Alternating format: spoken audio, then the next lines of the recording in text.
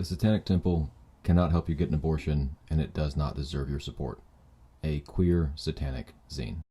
As someone who has actually covered the Satanic Temple's efforts with regard to abortion access, I stopped when it became clear that it was actually harmful. The Satanic Temple is not going to save you. Imani Gandy, Senior Editor, Law and Policy for Rewire News Group. Not that sort of satanic church. By now, most people have heard something about the Satanic Temple, and many believe they have a good idea about what it is already. These people are wrong. So, before getting into what TST is, let's establish what it is not. The temple and its members do not worship or believe in a literal supernatural devil. Likewise, TST members do not conduct animal sacrifices, ritualistically abuse children, etc. The Satanic Temple is not the same thing as the Church of Satan, another atheistic organization founded by Howard Anton LaVey Levy in San Francisco in 1966. TST's foundational text is not the Satanic Bible, which LaVey published in 1969. The temple is not a leftist or even progressive organization. The temple does not have a history of legal victories taking advantage of religious freedom loopholes. The Satanic Temple is not a federally recognized religion. However, one of its half-dozen corporations did get IRS approval as a tax-exempt church. What the hell is the Satanic Temple? So, if that's what the Satanic Temple is not, well, what is TST really? As of 2022, TST is a collection of at least 6 corporations, 4 for-profit, 2 non-profit, with only one of those being a tax-exempt church. The temple and its 2 owners, Kevin Soling and Doug Masico, describe that church in contradictory ways depending on the venue and most expedient excuse at that moment. But in March 2012, when the web domains thesatanictemple.com and .org were registered, TST was just a twinkle in the eye of Kevin Malcolm Jerry Soling as he imagined a prank documentary about the nicest satanic cult in the world. Along with friend and collaborator David Nicholas Crow Guinan, Soling used his own company, Spectacle Films Incorporated, to begin producing this nice Satanist movie, with the first stunt a public prayer event in Tallahassee, Florida in January 2013. Soling had brought his friend Doug Masico, also known as Doug Mesner, a self-identified Satanist, in on the project to be an expert and add verisimilitude. Originally intended to be a role shared by Guinan, Soling, and Masico, Masico would eventually step into the Lucian Greaves role full-time after the first actor and stunt flopped. Satanic Temple is not the last hope for abortion access.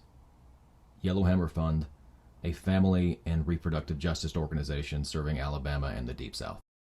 In 2013, the Satanic Temple muddled through a number of different stunts and contrary postures, from Adopt a Highway to Masico teabagging the grave of the Westboro Baptist church leader Fred Phelps' mother, which got coverage from Vice, HuffPo, and others as a pink mass. Finally, at the end of the year, Guinan, Masico, and Soling landed on the stunt that would bring them to lasting national prominence, the promise that they would bring a legal challenge to the state of Oklahoma and install their own Baphomet statue opposite a public monument to the Ten Commandments. Tens of thousands of dollars in donations followed. The fact that TST never actually sued anyone and the ACLU won the case without any help from the temple mattered not at all. The temple also made sure that this specific statue design was officially TST's intellectual property and a registered trademark they could sue over. The Satanic Temple made sure their statue got them into lots of headlines and proceeded to fundraise off of the idea they could counter Christian monuments with the threat of their own statue arriving to guarantee religious plurality was preserved. Tens of thousands of dollars more poured in. In reality, as the prank documentary drifted into a project with no end date, David Guinan eventually left it, and Kevin Soling and Doug Masico embarked together, creating first a for-profit corporation, United Federation of Churches LLC, doing business as the Satanic Temple, then a 501c3 nonprofit, Reason Alliance Limited. Soling would then create another for-profit he solely owned, 64 Bridge LLC, DBA, Salem Art Gallery, to house the statue and charge $8 to $12 per ticket to come take pictures with it. In November 2020, as part of the official depositions for a lawsuit against the city of Belle Plaine, Minnesota, TST revealed that these ticket sales had, since July of 2017, brought in at least $182,000. And that came after Miseko got caught lying about an invoice that revealed just how much fundraiser money Miseko had paid himself for a different stunt. In short, the Satanic Temple is ineffective at fulfilling its promises, opaque in its finances, structured to be internally authoritarian with unaccountable leaders, and its two owners have troubling interests that show up in TST's work repeatedly. The Satanic Temple has repeatedly failed its promises. The temple's theory of change, as co-owner Kevin Soling defined it in 2012, is that TST can invoke the religious liberty protections the letter of the law describes in order to, by some force of magic unspecified, bind the powerful to the promises they have no incentive or obligation to fulfill. To date, the temple has lost all of its abortion-related challenges. This includes state and federal cases, and it includes TST's other owner, Doug Miseko, belittling their first client, Mary Doe, while their two cases involving her failed. One of these cases was lost because TST didn't bother to file it till after Mary Doe had already had her abortion, which meant that she had no legal standing to make her claim at all. This is typical. Although they also lose if it ever gets to the merits, TST's lawyers miss deadlines, make basic errors in their citations, and they stubbornly repeat already rejected arguments, then brag about behaving as onerous as possible as litigants. The temple rarely fights the battles it claims to, but when it does so badly and loses. The Satanic Temple has opaque finances. Yes, the Satanic Temple is a prank documentary film project originally intended for Spectacle Films Incorporated, but it's also a limited liability corporation called United Federation of Churches LLC, DBA The Satanic Temple, that sells merchandise for profit, which includes t-shirts but also its membership cards, currently selling for $35. And the Satanic Temple is a 501c3 nonprofit called Reason Alliance Limited, also owned by Miseko and Soling, but sometimes listing itself as Reason Alliance/TST and sending nonprofit donations back to their for-profit UFC LLC, or paying Miseko for ostensible but unspecified work. TST is also a tax-exempt church, first registered as The Satanic Temple, then as The Satanic Temple Incorporated, which discloses no finances publicly, but collects hundreds of thousands in donations. All of the decisions and all of the revenue for these corporations and more are controlled by just two men. The Satanic Temple is authoritarian with unaccountable leaders. The corporate structure of the Satanic Temple, all of them, ends up being critically important to how TST functions.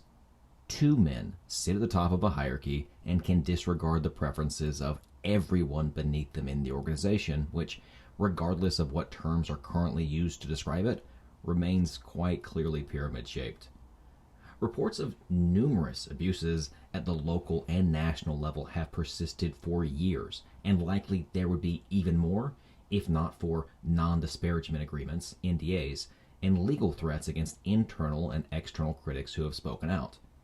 This is not healthy for any sort of group, much less one constantly holding itself out as a bona fide religion. But it gets much worse. The Satanic Temple's two owners have troubling interests. In 2018, the anti-Semitic rant of TST owner Doug Lucian Greaves Miseko resurfaced from back when he called himself Doug Mesner. Under that fake name, Miseko had illustrated and promoted the release of a new edition of the 19th century proto-fascist work, Might is Right, by Arthur Ragnar Redbeard Desmond. As part of the book's promotion, Misiko interviewed white nationalist guests like white Aryan Resistance founder Tom Metzger, and Misiko boosted his own eugenicist views, arguing for forcible sterilization based on IQ. Misiko's site, dysgenics.com, was repeatedly advertised throughout the 24-hour stream, and Misiko kept that site live and updated until 2018.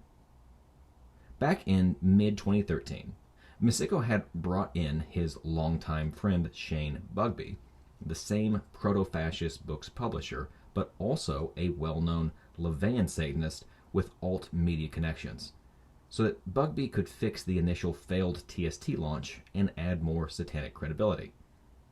Thanks to Bugbee's own sworn testimony and email leaks after his falling out with TST, we know that in 2013, Misiko still wanted to write a sequel to Midas Right to form the foundational text of the temple.